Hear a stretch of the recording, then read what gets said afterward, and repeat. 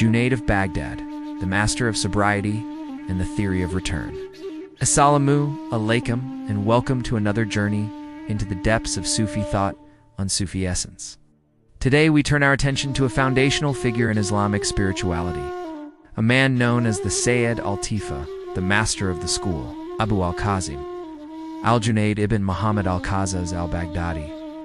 Junayd of Baghdad is a pivotal figure who codified the principles of early Sufism, bridging the ecstatic utterances of his predecessors with a systematic, sober approach to the spiritual path.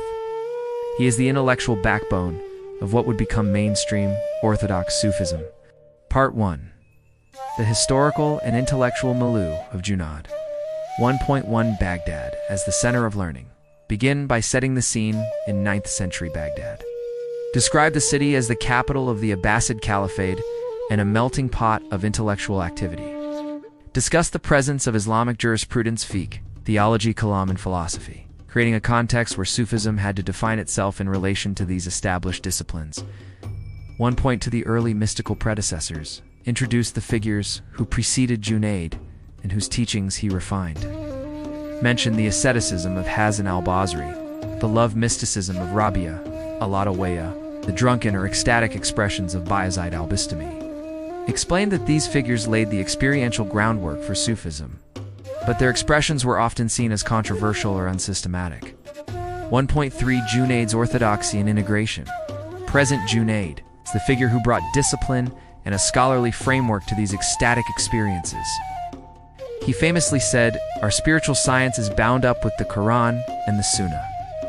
This quote is a cornerstone of his legacy, establishing Sufism not as an alien path, but as the very heart of Islamic practice. He sought to harmonize the inward spiritual journey with the outward adherence to Islamic law. Part 2. Junayd's core teachings. The path of sobriety. Sahw. 2.1. The concept of sobriety, SAOW, versus intoxication, Sukr. This is the central theme of Junayd's thought. Define Sukr as the ecstatic state of mystical intoxication, often leading to utterances like, "I am the truth," attributed to his student Hallaj. Contrast this with Sahw, the state of sobriety or conscious awareness. For Junayd, Sukr is a temporary state of transport, while Sahw is the mature and permanent station of the realized mystic, who has returned to full consciousness while retaining the awareness of the divine. To point to the doctrine of annihilation, Fana, and subsistence, Baqa, explain these two critical concepts through Junayd's lens. Fana is the annihilation of the ego self, the illusory self that separates the seeker from Allah. Junayd taught that this is a necessary step, a dying to the self. However, for him, the journey does not end there. The ultimate station is Baqa, the subsistence of the self in Allah. This is not a total disappearance of individuality, but a profound transformation where the self subsists by Allah, seeing with Allah's sight and hearing with Allah's hearing. 2.3. The theory of return. This is the pinnacle of Junayd's metaphysics. He posited a theory of the return to the beginning. He taught that the Sufi path is a journey back to the state of pre-eternity, the state of the covenant of a lost. This is the moment, recounted in the Quran, when Allah asked the souls of all humanity, "Am I not your Lord, Allah's bi-Rabbikum?" And they replied, "Yes, we testify." Kalubala. The spiritual path is the conscious reenactment and realization of this primordial covenant. Part 3. Junayd's practical Sufi methodology. 3.1 The importance of the spiritual master's sheikh. Discuss Junayd's emphasis on the necessity of a qualified spiritual guide. The path is perilous, and without a master to navigate the pitfalls, the seeker can become lost. The master's role is not just to teach doctrine, but to guide the student's inner state and help them through the subtle transformations of the heart. 3. Point to the ethics of the Sufi. Adab and Akhlaq. Elaborate on the Junaydi. Schools focus on proper conduct, adab, and character, akhlaq.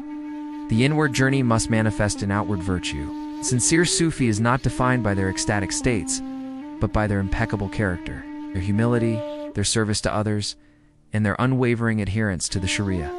3.3 The role of seclusion, Khalwa. and contemplation muraqabah. Detail the practical exercises Junayd promoted. Seclusion from the world and focused. Contemplation were essential tools for silencing the external noise and turning inward. This practice was meant to facilitate the journey from the external world to the inner reality of the heart, the throne of Allah. Part 4. Junayd's legacy and influence. 4.1. The Junaidi school and Orthodox Sufism conclude by summarizing Junaidi's lasting impact. He provided the intellectual and methodological framework that allowed Sufism to flourish within the mainstream of Islamic thought. His synthesis of inner experience and outer law became the model for subsequent Sufi orders. For a point to his relationship with Hallaj, discuss the famous and tragic relationship with his student Al-Hussein ibn Mansur al-Hallaj. Junayd's advice to Hallaj was to remain silent about his spiritual states, a perfect illustration of the difference between his doctrine of Sahw and Hallaj's public expression of Sukr. This story serves as a powerful cautionary tale and a key point of distinction. 4.3. The timelessness of his teachings. End by reflecting on why Junayd's teachings remain relevant today. His emphasis on sincerity, character, discipline, and the integration of inner and outer life is a timeless message for any spiritual seeker navigating the complexities of the modern world. He teaches us that the highest spiritual station is not found in spectacular claims, but in quiet, sober, and humble devotion to Allah.